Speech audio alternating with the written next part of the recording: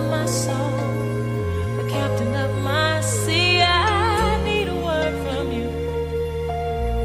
That's why I open up my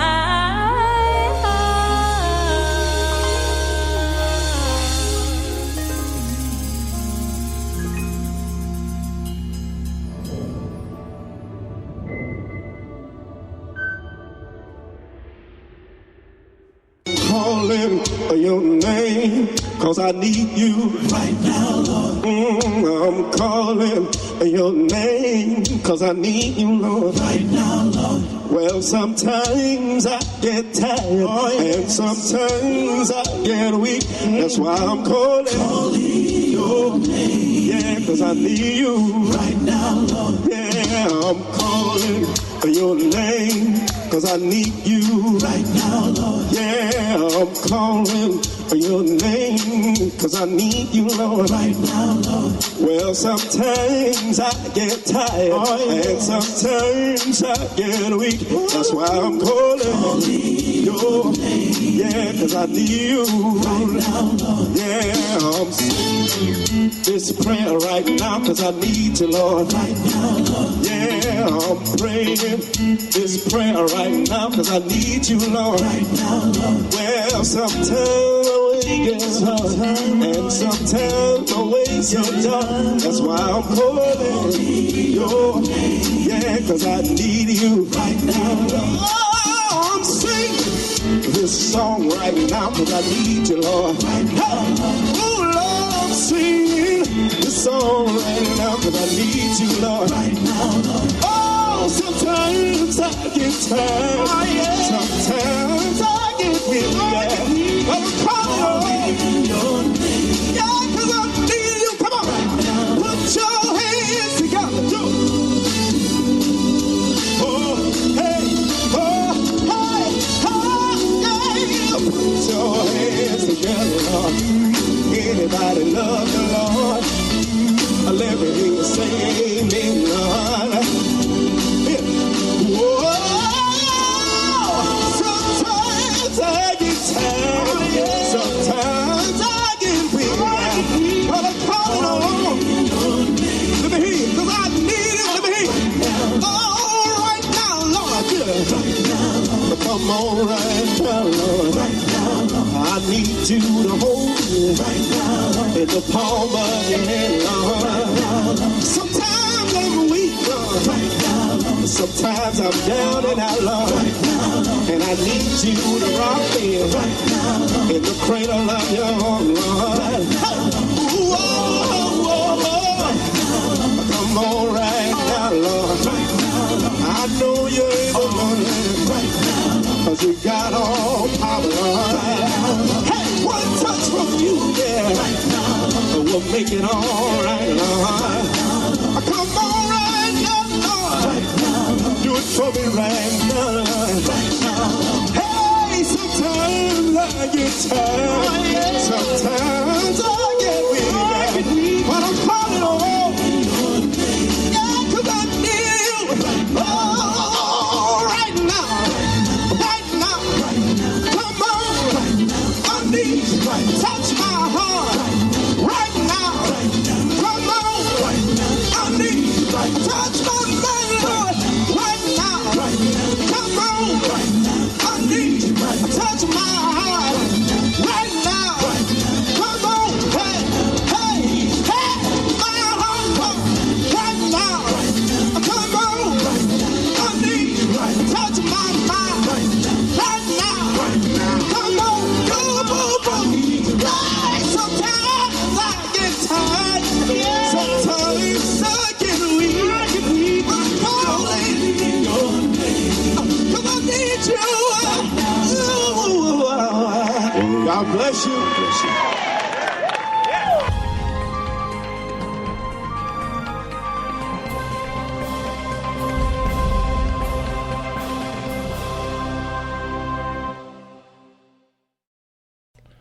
Once again, this is Dr. J. Trim, and I want to welcome you here to Distinct Talk. It is here where we embrace, equip, and empower the people of God through the Word of God. I am excited about tonight's broadcast system. to all my listeners that just tuned in with me on Spreaker. I'm talking on Periscope in regards to some things that are affecting our lives, some things that are affecting our communities, and it's dealing with the youth. And I'm glad to have you chime in at this time. I'm going to carry on my conversation here on Periscope, but at the same time, I'm giving you your chance to eavesdrop in. And the point where I'm at now is just, what happens, and I'm going to catch you up to all my Spreaker listeners and followers. What happened when you have a child that have painted a beautiful portrait of a life that has been dealt to them, and they feel as if that's the end. So what happened is because they feel like they was born into a situation where their home is not conducive for them to learn, or they feel like they're the only child, or they feel as if how can I put it? They feel as if they are not how can I put it? They feel as if they've been dealt a bad hand. So what happened when you have a child that feels like they're already capped? Well, this is my thing. I began to think about myself. Everything wasn't given to me on a silver platter. I can't speak for everybody else. There's some things you just got to teach these kids. You know what? You got to work for it. Because the truth of the matter is, you give them everything that they ask for, they're never going to get up and work for it. I want to make sure before I let this get out of sort that I bring this back to the Bible, and I'm thinking about a particular passage or a particular story around about John the 4th chapter, and I want to say it's around about the 16th verse when Jesus ran into the woman at the well, the Samaritan woman at the well, and he asked her for something to drink, and she made mention that he was Jewish, she was Samaritan, and they were not supposed to be conversating with each other. First of all, let me just put a pin right there. That's what I begin to feel that is happening right now. We have begun to allow ourselves and allow our youth to put a title on themselves, and because of a particular title, now they don't want to associate themselves with each other. I almost want to say that it's sad because now our youth have gotten to the point where they got to the point now where they are at the particular point where the only thing they want to do is have a sense of belonging. Minister, remember what you're talking about. Okay, we all know back in the days we had gangs such as the Blood and Crips. Okay, I'm not a part of any of them, so I can't tell you anything about their history.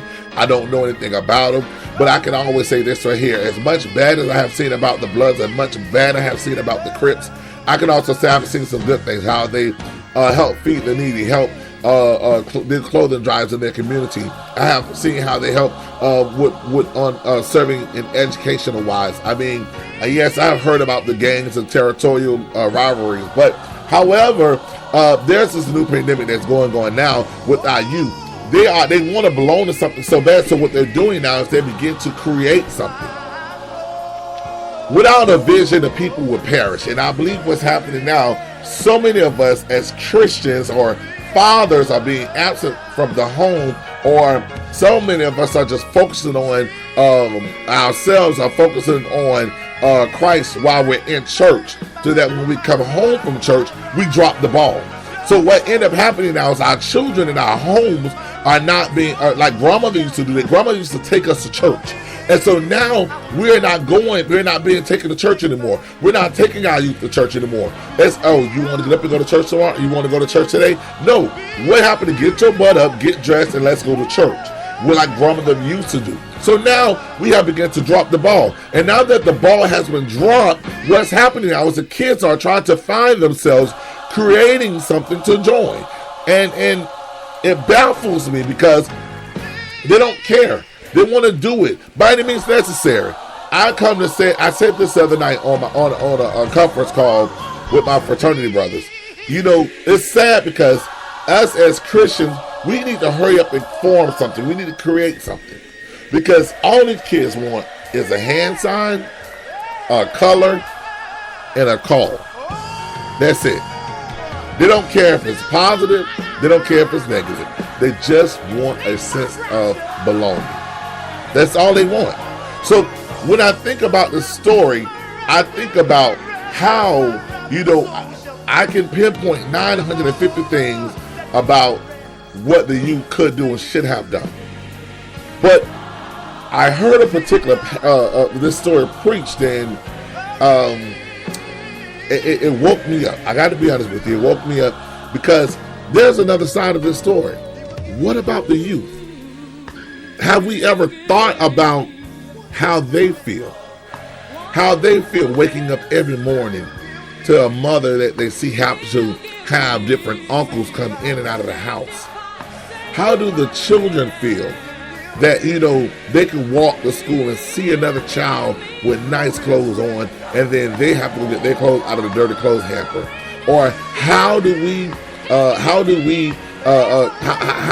that the child feel when the child has to get up in the morning and fix cereal for breakfast, and the child that lives right next door to them or getting on the same school bus as them have grits and eggs and bacon and ham and toast for breakfast? How is it that how is it that we can begin to imagine how these kids are feeling when they get home from school, they don't hear the words "I love you"? It used to be a time when we got ready to eat, we all would eat together at the table as a family, even if it was the adults at the head table and the children ate at a separate table, but we still sat down and ate dinner together. That no longer happens anymore. So what happened as a child that now I have to get up and I have to see my mother with a different man in the house, or my mother crying at night trying to make her way, or my mother walking out at night with a duffel bag, and I don't know what she's going to do. But what happened as a child when these children are looking and everybody else are doing things, but they are feeling a void in their heart?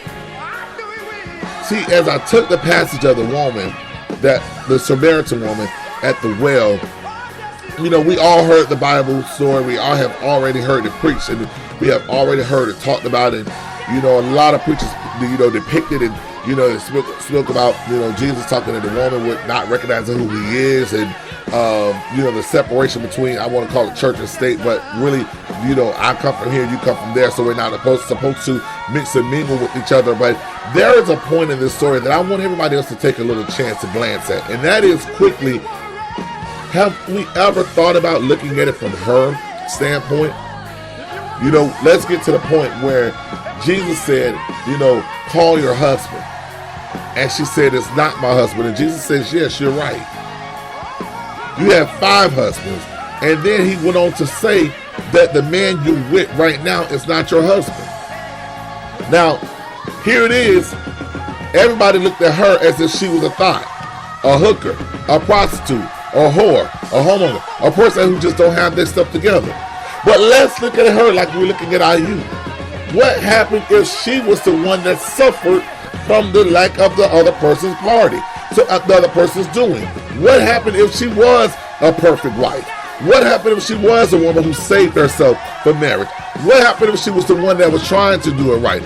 What happened if she was the one trying to make sure that everything was being held together, and all of a sudden the ball got dropped on their end? So now she's the one that had to suffer like the children.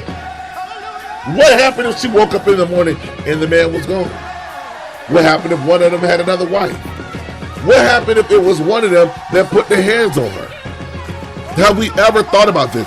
So when we come down and start looking at this particular woman, they have 5 husbands and walking around in town with somebody who she's just chilling with now, because guess what? In her body, she's probably tired. She tried everything the church way. And now it began to wrestle in my mind. That is what's happening with our youth. They have been touched. They have been